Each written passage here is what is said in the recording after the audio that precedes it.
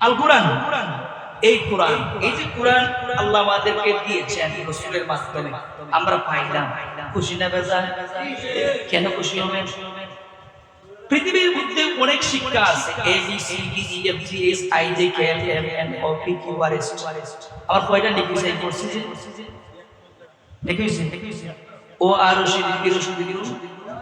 এখন যদি পড়ে আলিফ বা তা সা, একটাই দশটা লিখ,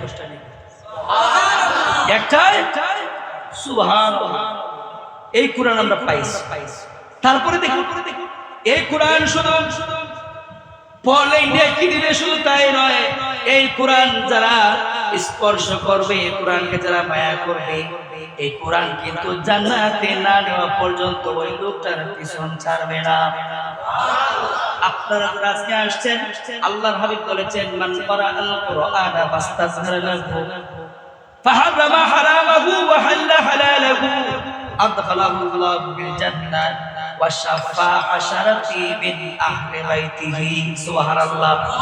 আল্লাহর হাবিব বলেন যারা কোরআন পড়লো আর যারা শুনলো, সুবহানাল্লাহ বলেন না?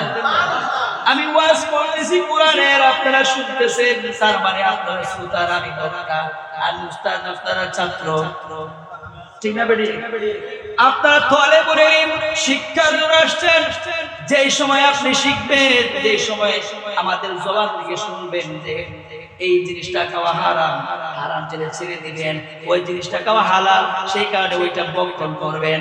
যেই সময় হালাল বক্ষণ করবেন, আমার আল্লাহ বলেন যেই সময় বান্দাটা হারামকে হারাম জেনে বর্জন করলো আর হালালকে হালাল জেনে আহার করলো, আর বান্দা যে সময় ইবাদত বন্দেগী করবে, আমার ওই বান্দার জন্য আমার আল্লাহ রাব্বুল আলামিন জান্নাতে টিকেট দিয়ে রেখেছেন।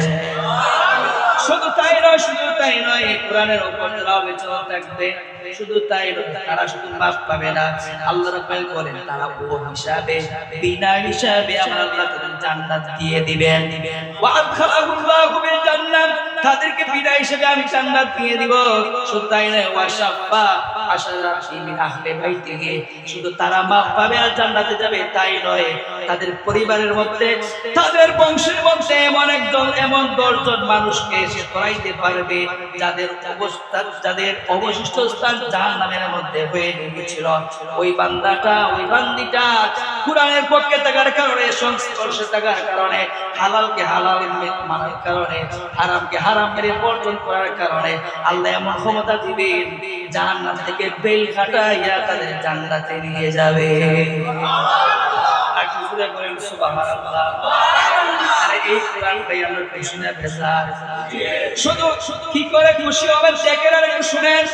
কোরআন যখন আমরা পড়ি, পড়াই, আর আমি এলাকাটা সর্বনা যত খাস খুশি মারে বাপরে ছেলে বেসতা কোরআন শিক্ষা পড়ান মোটেও চায় না। স্কুলের মধ্যে তো তাগিদ বাত না খাই ওই দিলা হয়ে জাগি, ঠিক না বেটি? কিন্তু কোরআন পড়ানোর সময় ঠান্ডা লাগে, গরম লাগে, এই সে আর কত কিছু আছে না নাই? দেখুন কোরআন কি করবে। যখন আপনি মারা যাবেন, কবরের মধ্যে একলা যাইবেন না, কেন সঙ্গে থাকবেন? আপনারা অফিসের আওয়াজ মনে তাহলে 3-4 জন বলিতাম জোরে হয় দেখলা না, আর কেউ থাকবো একলা নেই, ধরেননি আইনদার করো। এই একটা ঘর, যে ঘরের নিচে মাটি, উপরে মাটি, ডাইনে মাটি, বামে মাটি, পায়ে মাটি, মাথায় মাটি, ঠিক না বেটি? অন্ধকার অন্ধকার। যখন মানুষটাকে রেখে দেওয়া হয়, রেখে দেওয়ার পরে যে সময় আমরা 40 কদম চলে আসি, বান্দাটা যখন ডাইন কাত থেকে বাম কাত হয়, তাকাইয়া দেখে শুধু অন্ধকার অন্ধকার। সে ভয়ে আকাঙ্ক্ষিত হইয়া, ভয় পাইয়া বেহুশের মতো হতে থাকে।